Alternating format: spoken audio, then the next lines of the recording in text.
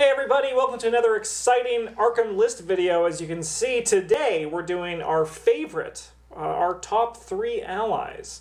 Let's get this started with Bryn's number 3 ally, who is none other than Alice Lux Lee. Yeah, she's just like some pretty solid action compression, really. Like, also I kind of like the story of like somehow in the 1920s a woman became a detective. I like that. I like how she's like Inside Out Dr. Malign Christopher, where it's like the same thing, but it's like you gain the... But blue instead. Yeah. You gain the clue, and then it's like...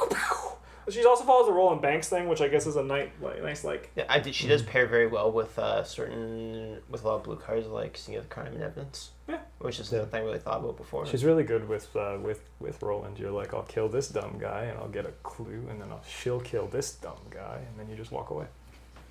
Yeah. One action. Clue. 2 people dead.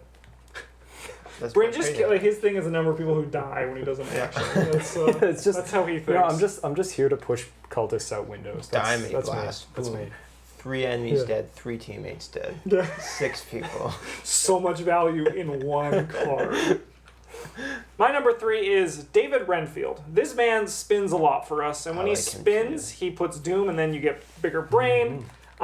And he's also just, I think, really fair and really exciting, right? Like there's some people later on the list that are just like too strong, right? This isn't a list about how good they are, Justin. This is how much we like them. No, but I think this is what I also do like about him, right? Like the fact that like he's also just like... He's very balanced. He's very balanced, and there also provides a little bit of tension when you're like, Bryn, we are 1 Doom away from going over. Why is David still here? Yeah. And David's spinning in circles, just putting Doom on his head, and he's like covering himself with alarming paint and starting some sort of ritual. I played him a fair amount. Yeah, I think he's great. He's a nice. He's sometimes like a necessary evil where like you're playing really expensive purple cards. You need to pay for him somehow. Yeah. Yep. Sometimes. He's great in Marie. Like just. Yeah, he's great just in general. It's like he's really strong in one of the encounters that we just recorded today. Yeah. Where you might have like 15 Doom. And you don't ever have to kill David, not really. Yeah, he's also really easy to kill if you need to. Yeah. Yeah. I just think he's very fun to play, and I also a thing that makes me really enjoy him is watching my fellow teammates play him, right? Because I'm like nice, and then I'm like not as nice. Why does he have 5 Doom? Why do you have a plan? We're like, no. Yeah. I'm gonna draw an enemy, and I'm gonna walk away from the enemy, and then I'm just gonna kill David. Yeah. Poor David. You're just like, oh. Travis's number 3 is Agency Backup. A lot of numbers on this card. Yeah, that's why I like it. You might notice I like big fancy things. I like big... In Magic terms, I'm a Timmy. I like big stupid things like dinosaurs and like... This is big and stupid. This is a big dinosaur. It costs 7. It costs 5 experience to play. It's an entire group of men. They show up with guns and they're like, yeah what do you want us to do? You're rolling banks or whatever, and you're like, man, this is too much for a detective. You know what would help? 4 more detectives. Yeah, 4 more of me. Yeah. And they show up and they do it. I do think the card's really cool. I haven't seen it played. I want to see one of us play it so I can look in the wonderment of it. I got to play it one time, just playing the basic campaign. It was good. They just come and kill all the cultists? Yeah, they just shoot things. You like you decide what you want them to use, what to do, and then they take the other kind of damage for you, and then they do the thing you need. Yeah. And sometimes they even do a little bit more. They do so much. Yeah. They do a lot of things. Yeah. It's like one of the cases like that really like all the numbers are really high, but like it's totally worth it. Yeah. Like everything's right. Yeah. Everything's right on that card. Bryn's number 2 is none other than the Louisiana Lion, Leo DeLuca. Of course he is. Yeah. I play a lot of green cards. Of zero level green allies, he's not the only good one, but he's clearly the best one. Yes. And if you don't think that taking an extra action a turn is fun, then you've never taken a 9 action turn, and you're a sad person who I have no wish to speak to. Yeah. I mean, even if you just take the 1 extra action from him each turn, that is like... It's a lot. It's a lot. Even though he's like very, very good, he's also like still fair. Yes. Yeah, he costs 6 to play, right? So like if you're taking a resource every turn with your extra action, then it takes you 6 turns to pay him off before you start getting any sort of benefit at all.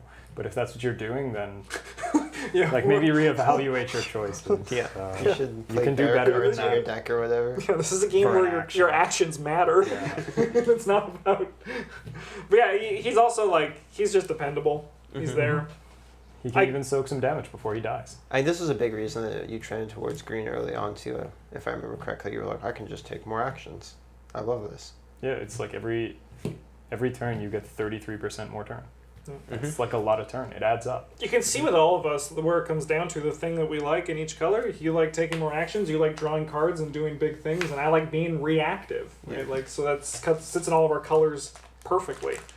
But man, having Leo out, you just feel like you feel safe, and then he dies, and you're like, well. It feels so weak when you don't start with him. Oh my god, yes. I'm not gonna say spoilers because the videos. Normally. Yeah, you just watch the peasants playing 3 actions. You're like, 4. What am I gonna do with my 4th action this turn? Yeah. I guess I'll take a resource. My number 2 is the Red Gloved Man. He was never there. There's a lot of fun things you can do with this guy. He's like Gandalf, in the sense that he shows up for 1 turn, does something big in that time, and he's good when you recur him from your discard pile. Also, the lore for him is another reason why I really like him, because anytime he shows up in the Fantasy Flight Games Arkham Files mythos, it's just a really cool thing. And who is he is another big thing too. Like there's a lot of in Elder Tor, it's implied that he is one of the masks, right? So I think there's a lot of cool. In terms of his ability, is neat. And then you see it now that exploring other in red. He's very much like a red character, right? Yeah, but like, Red's not allowed to have 5-cost cards for their experience, so he has to be neutral. Yeah. But I just really dig him. Yeah, there's lots of really cool things you can do to abuse the fact that he's an ally. Yeah. And he's fast. Yeah. He only costs 2. He's great. Travis's number 2 is Olive McBride. Yeah, this her. is like a purple ally. I'm not sure if it's like my favorite one in terms of what they do. Like I find myself playing David more often, I think. And I think like Diana is cooler. Diana, whatever her name is like cooler overall. But Olive McBride plays into a whole bunch of different archetypes and has like some really cool synergies that go with her, which isn't normally my thing, but like I can still appreciate it from time to time. I like how I don't think there's quite enough cards there for it yet, but she plays really well with cards that care about all the spells that give you benefit if you draw the negative modifiers, because she lets you pick those more often. She also only costs 2, which is nice in purple, because like your stuff costs a lot. She's got unlimited uses, like over time, and she's got 3 brains, which is nice when you're casting ward protection a lot. Yeah, I think she's great. She's very fun. She also hits that switch in my mind of being like, how can I use her to my advantage, right? Like, it's one of those things that she's fun. She's a very fun ally. I'm excited to play with her. I haven't had the chance yet, but I know where I'm playing with her, and it's going to be a good time. She's got the word ignore on her, which means that if you're playing Diana Stanley, sometimes she's in the basement. Yeah, just lock her in there. Yeah. I also, I think a fun thing that I think they're very good in this game is coming up with little subtitles for the characters, which is going to come into my number 1 choice, but also that We'll Try Anything Once. It really goes to the flavor of the character of being like, let's dig deep. Yeah. Well, no matter what happens, I'll probably be able to make it work. Maybe I draw a star and 0. Like. Yeah, like I think she's just fun, and she like with Travis, a lot of synergy with her. Yeah. Bryn's number 1 is Dr. Ellie Horowitz. She loves relics. Yes, she does. Yeah, there's a lot of really strong relics in the game, and she just goes and finds them and holds onto them for you. And then if you find a relic that has a one use effect, maybe she can just die. She can also have a one-use effect. Yeah. Like she can stop a bullet with her chest one time. One thing, a lot of the green exceptional cards that are really cool happen to be relics. Yes. So yeah. Which is where I think Bryn's love for this card. I've only ever played her playing Ursula because that's the best place to play relics. So you could play her in Finn. Yeah, you could play her in Finn. It's possible. I'm not going to. Yeah. Don't look at me. Oh no, I don't think you should, because we know what happens later in that campaign with relics. But yeah, she allows you to do exciting things, and you can have like 2 relics that you otherwise normally wouldn't be able to, right? I think that's pretty sweet. Yeah. Yeah. She also looks like Evie from The Mummy, so she's got that going for her. Yeah. Anyway, that Ursula deck was the most fun I ever had playing yellow characters. So. My number 1, get ready, folks. It's the big man on campus, Peter Sylvester, as I call him Pete, my boyfriend Pete. This was when Travis said we're doing top 3 allies. I said, number 1, easy. Don't even need to think about it. Pete Sylvester, I put him in pretty much all of my red decks. Which is like almost all of your decks. Yes. Yes. Yeah. Just where he belongs, to be fair. Well, I did also put him in my Agnes deck when we did purple. That's a red deck. Yeah. No, it's purple. I did that. Yeah, but it's like you get to play all the red cards because yeah, you Yeah, get it's 2/3 always left. that's right. Yeah. Like that's most. Of them. He's great. There's so many in-jokes that came from him that has expanded my love of him. He's my boyfriend, and I love him. He's great. He's also very strong. Like, he's one of the strongest allies in my mind to the game, rivaled probably by Travis's number 1 choice for the ability of what they do. I think that level 2 Pete Sylvester might rival with it, but mine easily outclasses the level 1 one. Or level 0 one. Yeah, yeah. I have the level 2 one here specifically because I want to get to level 2 as soon as possible. It's just he gives you 2 stats, and he makes it so that you just... He's like, don't worry. I'll look at everything horrible, but I'll get over it. I'm young. And then I'm like, that's why... My brain is malleable. But if you've watched our videos, I love this guy. Like... There's a lot of Pete Sylvester. Without hesitation. Just, I love He almost actually single-handedly insulates you from the encounter deck. Yes. Like... Yeah, because he has the defensive stats, and then it's like, if something slips through, I got it. Yeah, if it's brain damage. Like, they even printed the mirror of him, but she costs like 1 experience base or whatever. She costs 1 experience base, and she enters with damage on. Yeah. They realized. Yeah. Yeah. He's too good. Yeah. He slipped through the cracks before. I mean, he's feisty, though. I'm not surprised. He's too fast, that's why. Yeah, he's fast they couldn't and catch him. smart. Like, he's so much willpower. He's like, you're never going to catch me. Well, I don't know role play about with him smart. in my head a lot. He's a I good don't know guy. about smart, but he's like... Well, that's why I said will. I He's believe very- that I'm invincible, so... And he is, because he's young. He's Yeah. malleable. Like Travis said. Travis's number 1 is Mr. Rook. Yeah, he's really, really good. Yes. He look like when you first read through this, it looks like it's going to be sort of a gambling thing, but it's not. You just take nines, find the you card. fire nines. Yeah, he just lets you find whatever card you need. And then sometimes a like weakness. best case scenario, not only do you find the card you need, you also get your weakness at an opportune time. You just don't have to care about it. And then every other future spin with him, is no longer an issue. You just He has 2 and 2, so he can take damage and like not explode. Yeah, and it doesn't feel bad when he does explode because you probably got all of his secrets. Yeah, even if you only get 2, you're like fine. and also secrets are really easy to refill. Secrets are And very Jack, easy. I've been playing him in our Dream Years campaign in my Mandy deck, which he has lent a ton of consistency to with all my garbage in there.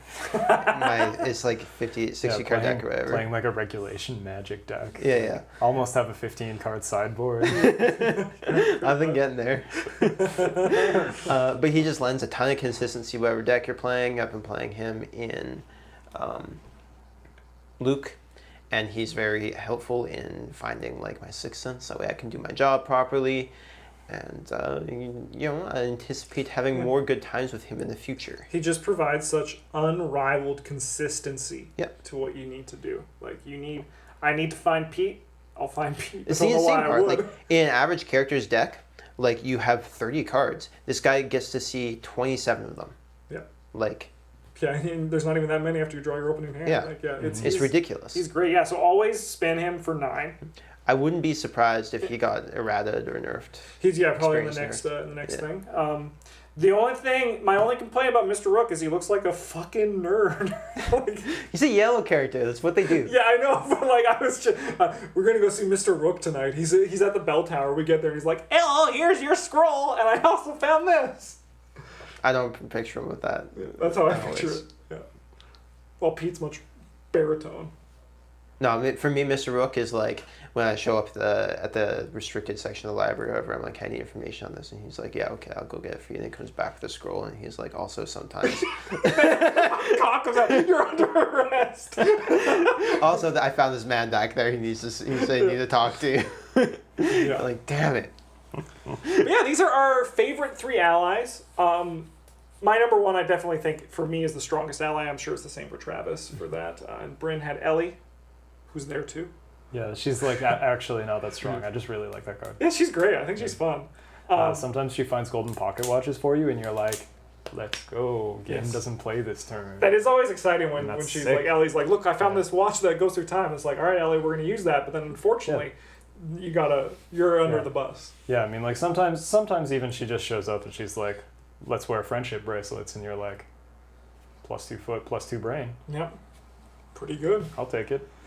But yeah, what are your guys' top 3, or what is your favorite ally? We'll go with your favorite ally if you want to go more. Let us know in the comments what you think. Do you agree that Pete's awesome? Do you agree Mr. Rook's awesome? Do you agree Ellie is awesome? Let us know. We'd love to hear you guys. I read through all the comments, and I like seeing them. But in the meantime, you guys have a good one. We'll see you guys next week for another exciting list video. Bye.